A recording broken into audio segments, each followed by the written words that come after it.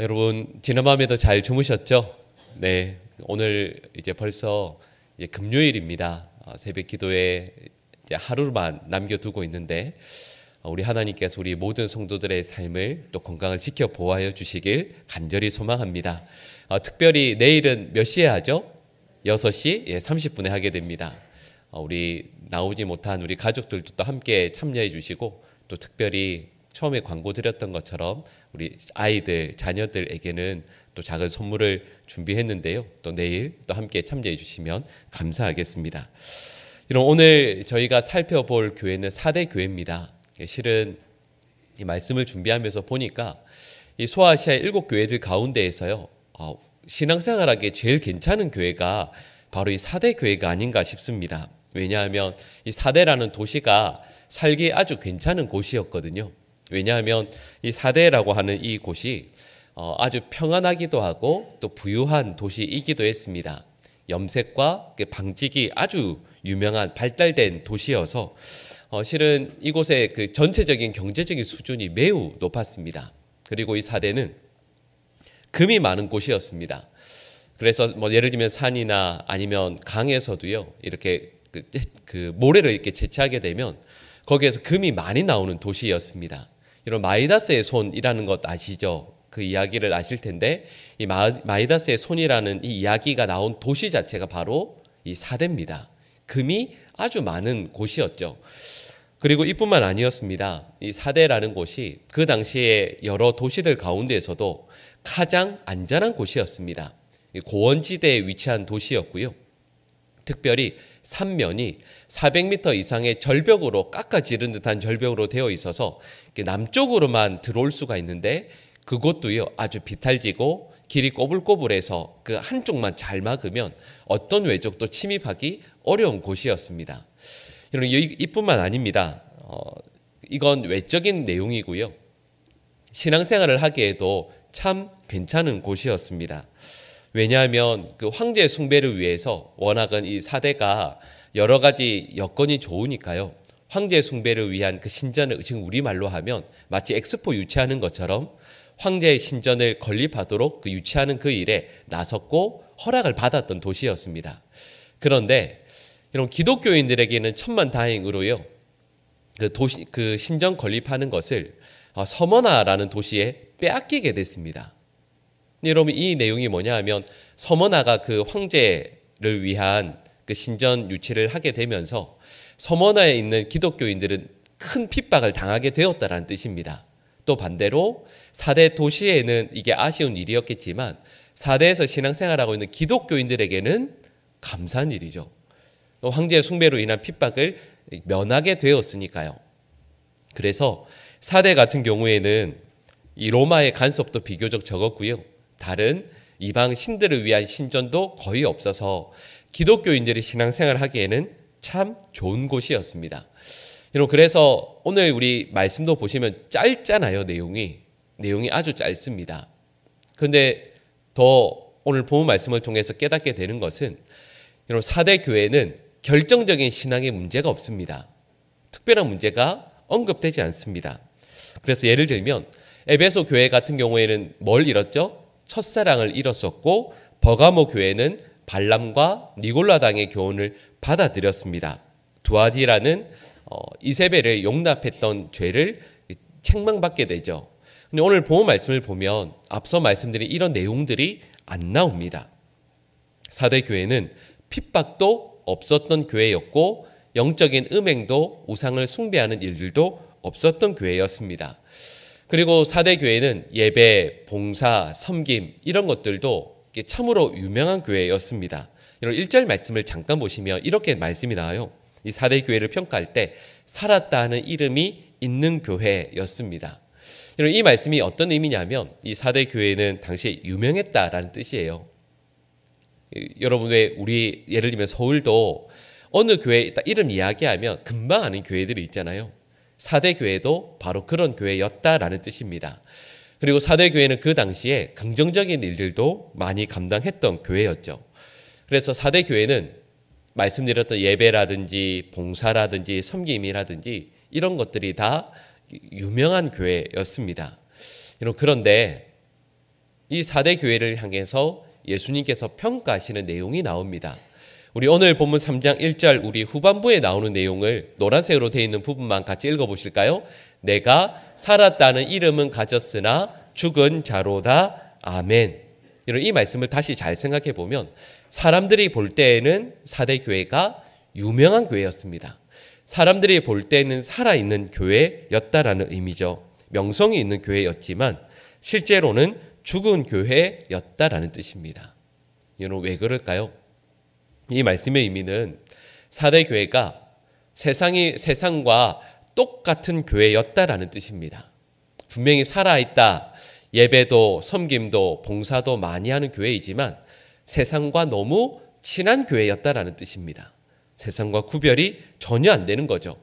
그래서 이걸 지금 우리 시대 용어로 이야기하자면 세상과 살아가는 목표, 방향, 원칙, 내용 모든 것들이 똑같아서 이런 세상이 핍박할 필요가 전혀 없는 거죠. 4대에서 살아가는 모든 사람들이 볼 때 4대 교회는 믿지 않는 사람과 별로 차이가 없는, 전혀 핍박할 필요도 없고 차별할 필요도 없는 우리와 똑같이 살아가는 사람들이 바로 4대 교회, 그냥 교회 울타리 안에 있다라는 것이지, 여러분 4대 이 도시에서 살아가는 믿지 않는 사람들과 믿는 사람들이 실제로는 똑같다라는 뜻이었습니다. 분명히 신앙의 행위는 있어요. 분명히 예배를 드리고 모여서 기도하는 것 같아요. 근데 막상 그 내용을 자세히 살펴보면 믿지 않는 사람들과 그 내용이 모습이 똑같았다라는 뜻입니다. 그러니까 4대 교회를 핍박할 필요가 전혀 없었던 것이죠. 4대 교회는 세상의 친구였고 세상과 같은 길을 걷고 있는 교회였습니다. 여러분, 그래서 처음에 말씀드렸던 것처럼 4대 교회를 향해서 예수님께서 앞서 나왔던 이 여러 교회들처럼 특정한 죄를 지적하지 않으시는 거죠. 근데 여러분, 그 4대 교회를 향해서 예수님께서 주시는 말씀이 이러합니다. 우리 오늘 본문 3절 말씀을 같이 한번 읽어보실까요? 그러므로 내가 어떻게 받았으며 어떻게 들었는지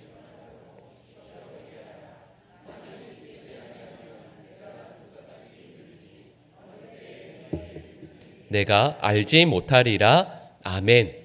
이런 3절 말씀을 자세히 보시면 예수님께서 4대 교회에게 말씀해 주시는 동사들이 나와요. 그게 뭐냐 하면 생각하라, 지키라, 회개하라, 이런 말씀입니다. 그리고 이걸 오늘 이 3절 말씀을 조금 더 정리를 해보면 이런 의미죠. 깊이 생각하고 깨어서 너희 자신을 바르게 지켜내라. 지금까지 그렇게 하지 못한 것을 지금이라도 회개하라. 이렇게 말씀하고 있는 거죠. 이 말씀을 보면 끝부분에 보면 이렇게 말씀해요. 내가 도둑같이 이르리니 어느 때에 내게 이르는지 내가 알지 못하기 때문이다. 그러니까 생각하고 지켜서 회개하라. 이렇게 말씀하시는 거죠. 근데 여러분, 이 말씀을 받을 때 저희들은 그래, 예수님께서 도둑같이 언제 오실지, 우리에게 오실지 우리 모르니까 잘 준비해야지. 이 말씀을 우리 알고 있잖아요. 근데 여러분, 이 4대 교회의 사람들은 이 말씀을 역사적인 사건으로 알고 있었습니다. 왜냐하면 이 4대라는 도시가 역사적으로 보면 난공불락의 도시였거든요. 근데 단 2번 이 도시가 함락된 적이 있습니다. 이 4대라는 곳이 예수님께서 이 말씀을 전해주실 때 원래는 바로 직전에요.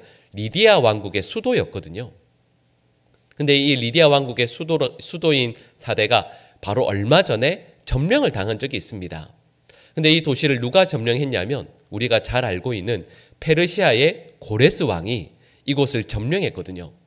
고레스가 대군을 이끌고 이 4대를 점령하기 위해 다 둘러쌌는데 도무지 이길 수가 없는 거예요. 점령할 수가 없는 겁니다.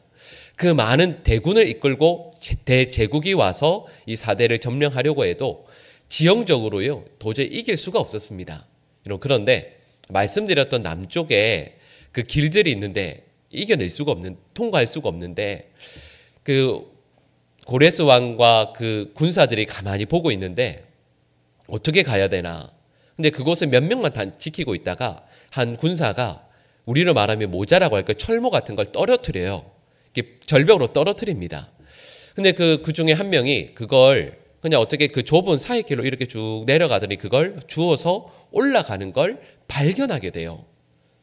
그리고 그걸 딱 보고 저기로 가는 길이 있구나라는 걸 알게 됩니다. 그래서 어떻게 되었을까요? 그 밤에 이 페르시아의 군사들이 그 좁은 길로 해서 몰래 침략을 해서요. 그 다음날 새벽에 이 4대 사람들이 일어나게 되었을 때 도시 자체가 정말 말 그대로요. 손 하나 못 써보고 점령당하는 일이 일어나게 돼요. 그래서 도적같이 임하게 된다라는 이 말이 4대 도시의 사람들에게는 너무 무서운 말입니다. 근데 예수님께서 말씀하시는 거죠. 너희가 그때 눈을 떴을 때 갑자기 점령을 당했던 것처럼 너희가 지금처럼 편안하게 아무렇지도 않게 곁에 있는 사람들처럼 똑같이 믿지 않는 사람들처럼 믿음 생활을 하다가는 도적처럼 임하여서 너희들을 책망하게 될 심판하게 될 예수님을 만나게 될 것이다. 그러니 너희의 마음을 너희의 믿음을 지키고 회개하고 돌이켜야 한다라고 말씀하고 있는 거죠. 이런 4대 교회의 성도들은 지금 그들이 살아가는 환경 가운데에서 지금의 편안함, 지금의 돈, 좋은 환경들이 믿음을 지켜주리라 착각했습니다.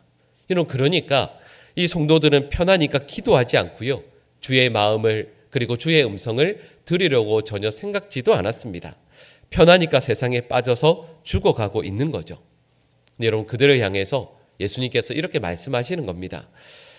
오직 주만 사랑하고 어떤 핍박이 오더라도 신앙생활을 하겠노라 했던 그 이전에 처음 믿었던 결심도 그 신앙도 회복해야 된다.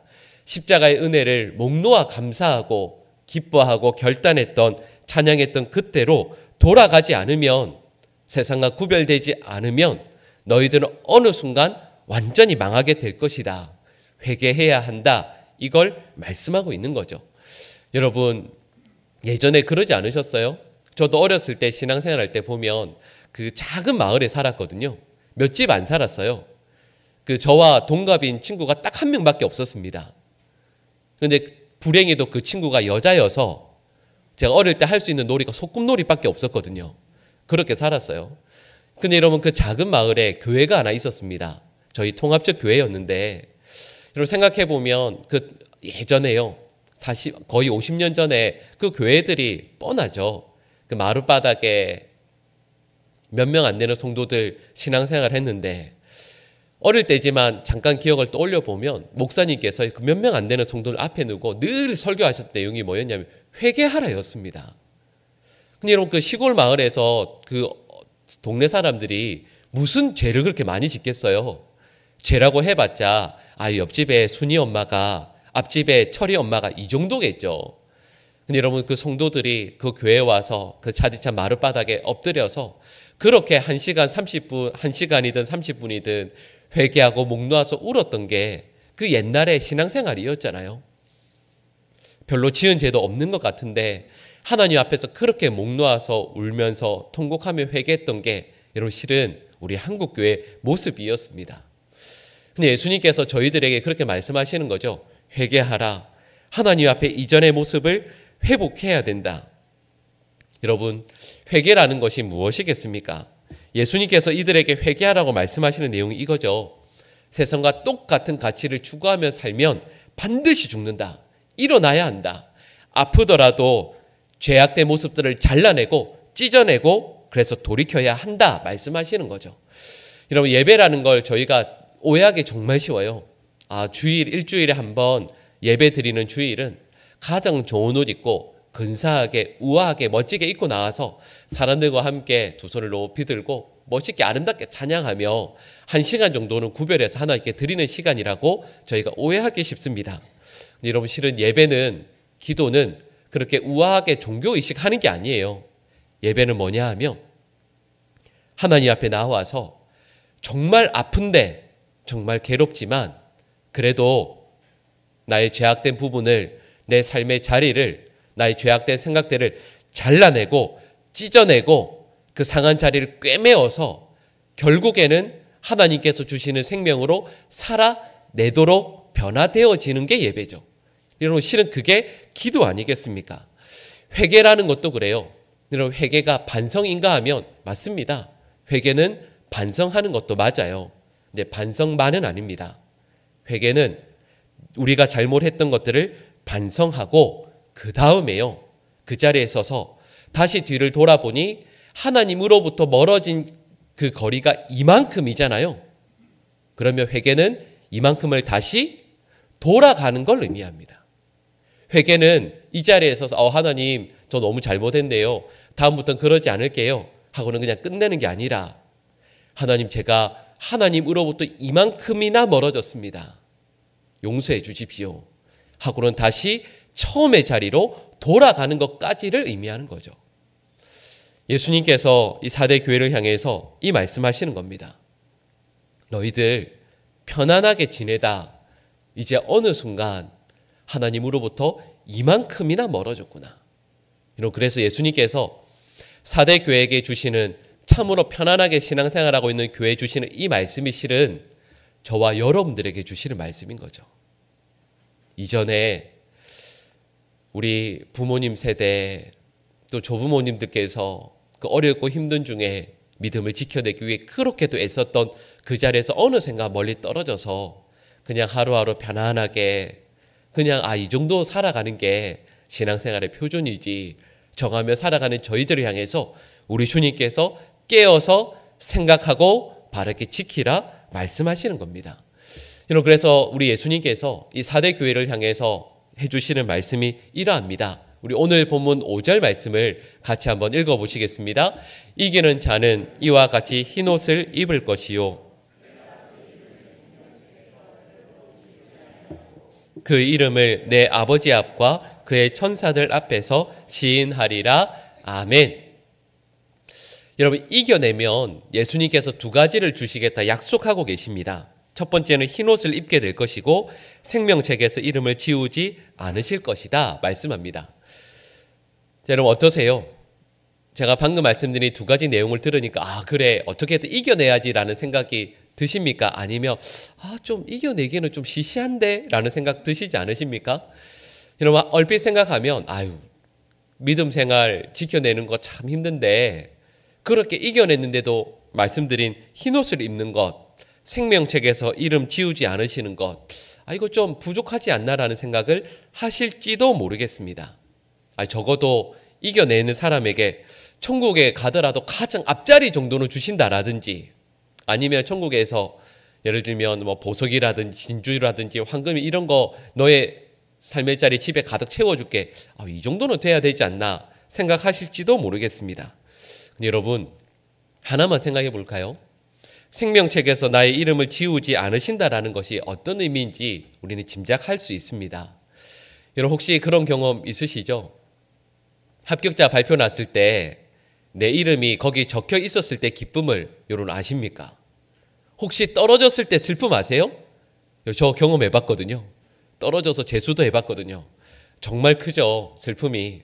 그런데 예수님께서 말씀하시는 내용은 영원한 생명책에 나의 이름이 기록되어 있을 때 가장 감격이 될 것이라 말씀하시는 거죠.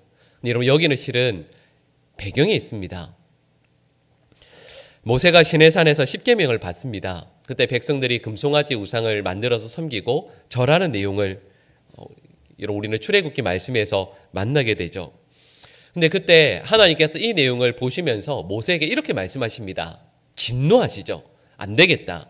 내가 저 이스라엘 백성들 전부 다 진멸시키고 전부 다 쓸어버리고 모세야 다른 사람 아무도 필요 없다. 아론이든 누구든 다 필요 없다. 모세 너와 나만 함께 뜻을 모아서 새로운 민족을 만들자. 저 이스라엘 민족 싹 다 쓸어버리고 민족을 새롭게 만들어내자. 하나님께서 모세에게 이렇게 말씀하십니다. 그때 모세가 하나님의 은혜를 구하며 기도했던 내용을 우리는 잘 알고 있습니다. 출애굽기 32장 32절 말씀인데요. 우리 화면에 같이 한번 읽어보실까요? 그러나 이제 그들의 죄를 사하시옵소서. 그렇지 아니하시오면 원하건대 주께서 기록하신 책에서 내 이름을 지워버려 주옵소서. 아멘. 여러분 이 말씀에 대해서 먼저 떠올릴 수 있는 건 모세는 정말 훌륭한 지도자예요. 정말 훌륭한 지도자입니다. 두 번째 떠올릴 수 있는 게 있습니다. 여러분 이 내용을 다시 잘 보세요. 모세가 하나님께 기도한 이 내용을 하나님께서 들어주셨습니까? 안 들어주셨습니까? 들어주신 것 같은데 실은 안 들어주신 거예요. 모세가 기도한 내용이 뭐죠? 하나님, 생명책에서 내 이름은 지우십시오. 그리고 백성들의 이름은 남겨주십시오. 이게 기도의 내용이에요. 하나님께서 모세의 이름을 지우셨을까요? 안 지우셨을까요? 안 지우셨습니다. 하나님께서 모세의 이름을 안 지우신 이유가 있어요. 하나님께서 지우실 모세의 이름보다 더 뛰어난 이름을 준비하고 계셨거든요.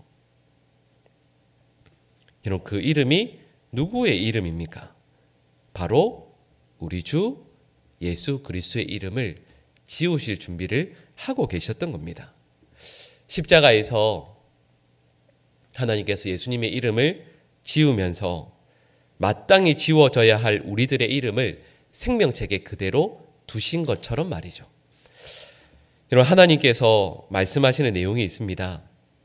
예수 그리스도를 저와 여러분들이 나의 구주로 믿고 고백하고 믿을 때 우리의 이름을 생명책에 기록해 두세요. 근데 본문의 말씀이 이거예요. 그런데 세상과 똑같아지고 세상을 믿지 않는 사람들처럼 똑같이 추구하고 하나님께서 우리에게 주셨던 은혜를 다 잊어버리게 될 때 예수님께서 우리들에게 이렇게 말씀하시는 거예요. 간절히 말씀하시는 거죠. 깨어나라, 기억하라, 일어나라, 제발 회개하고 나를 바라보라. 예수님께서 말씀하시는 겁니다.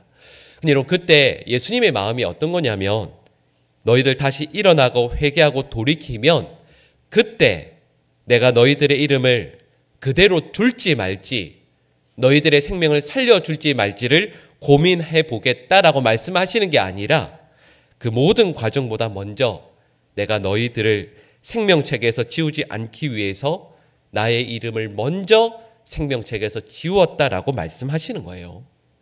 그게 오늘 본 말씀의 내용이에요. 너희들 살리기 위해서, 너희들의 이름을 지우지 않기 위해서 내가 나의 이름을 생명책에서 먼저 지웠다. 그러니 다시 깨어서 주 앞에 바른 믿음의 삶을 이어나가야 한다라고 주의 백성들을 격려하고 계신 거죠. 여러분, 여기까지 말씀을 드리고 나서 저희가 지금까지 요한계시록 말씀을 쭉 생각해 보면서 여러분 아마 그런 분들 계시지 않으세요? 그냥 사대교회 성도들이 그런 것처럼 그냥 편하게 그냥 믿음 생활 하는 성도들도 옆에 많이 있는데 왜인지 모르게 하나님께서 내 신앙생활을 이렇게 힘들게 하고 아프게 하고 괴롭게 하시나, 그냥 좀 편하게 지내면 좋겠는데, 아마 그런 분들도 계실 거예요.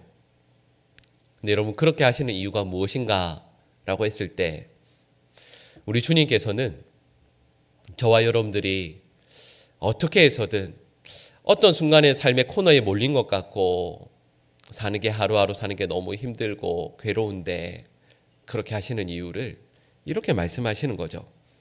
우리가 주님께 온전히 돌아오길, 세상을 향해 뛰어온 만큼 주님을 향해 다시 방향을 바꾸어서 열심히 뛰어오길 바라고 기대하시는 거죠.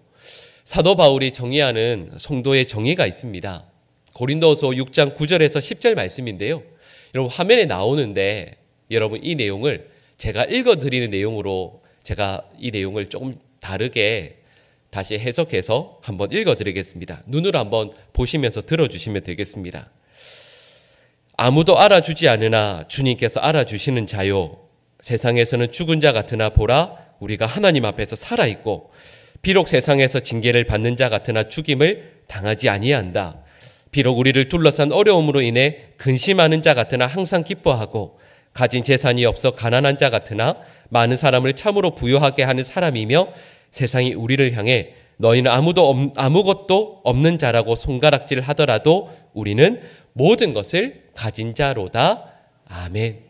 여러분 이게 사도 바울이 고백하는 자신의 성도됨이고 저희들을 향해서 성도는 이런 사람이다라고 말씀하시는 겁니다.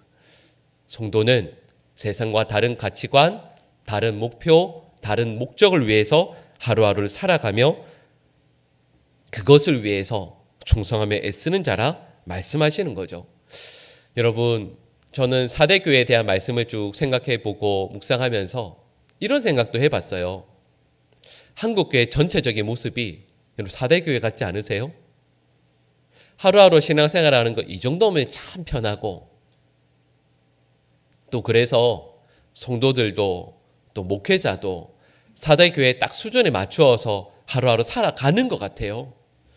그런데 그 4대 교회를 향해서 예수님께서 일어나라, 회개하라, 깨어라 말씀하십니다. 예수님께서 손에 지우개를 들고 생명책에서 저희들의 이름을, 여러분 우리가 한 입만 보면 지워야 될 것 같아요. 근데 예수님께서 그 지우개를 들고 저와 여러분들의 이름을 지우시는 게 아니라 예수님의 이름을 지우시고, 나는 어떻게 해서든 너희들의 이름만큼은 지우지 않길 원한다 말씀하시는 그 음성을 듣게 돼요. 여러분, 저희들 이 한 해를 이전과는 다르게요, 세상에서 세상 사람들과 똑같이 살아서 그들과 구별되지 않는 인생 더 이상 살아가지 않게 되기를 간절히 축복합니다. 예수 그리스도를 믿고 사랑하고 섬기는 자로 여러분 이전과는 다른 믿음의 삶을 살아갈 수 있게 되기를, 주 앞에 뜨겁게 기도하고 뜨겁게 찬송하고 정말 이전과는 다른 믿음의 삶을 살아갈 수 있는 우리 모든 주의 백성들 될 수 있기를 간절히 축복합니다. 예수 그리스도의 이름을 먼저 생명책에서 지우신 그 사랑이, 그 격려하심이, 그 은혜가, 주님의 그 마음이 우리 삶 가운데 늘 기억되어지고, 여러분 이 하루를 그리고 이 한 해를 정말 귀한 믿음의 삶을 살아갈 수 있는 우리 사랑하는 모든 주의 백성들 될 수 있기를 간절히 축복합니다. 기도하겠습니다. 사랑의 하나님, 저희의 이름 석자를 생명책에 남겨두시기 위해서 기꺼이 예수님의 이름을 지우셨음을 말씀을 통해 깨닫게 됩니다. 저희들의 믿음 없음과 미지근한 신앙을 용서하여 주시옵소서. 세상의 사람들처럼 편안하게 살고 더 좋은 것 먹고 입고 누리는 것이 삶의 목적이 되어버려서 또 그 속에서 하루하루 살다 보니 어느새 저희들의 신앙도 느슨해지고 게을러졌음을 용서하여 주시길 간절히 원합니다. 세상과 다른 가치, 목표와 삶의 의미를 갖고 살 수 있게 하여 주시옵소서. 저희들 하루 24시간 가운데 세상의 돈, 세상의 명예, 이 세상을 자꾸 묵상하고 생각하지 않기를 원합니다. 주님, 간절한 소망은 우리 주님을 단 1분 1초라도 더 묵상하고 생각하고 소망케 하여 주시옵소서. 예배와 기도의 자리에 하나님을 간절히 찾고 구하는 열심을 품게 하여 주시옵소서. 20년, 30년 전의 헌신과 충성을 추억하며 오늘을 살지 않고 믿음의 선한 싸움을 끝까지 싸워 이겨내게 하시며 순결하고도 아름다운 믿음의 삶을 살게 하여 주시옵소서. 이 세상의 위인전에 성공한 이들의 명단에 저희들의 이름이 기록되지 못하겠지만 하나님의 생명책에는 꼭 기록되어지며 지워지지 않으며 우리 주님의 기쁨으로 살아가는 하나님의 백성들 되게 하여 주시옵소서. 우리 모든 성도들의 신앙과 건강을 지켜주시옵소서.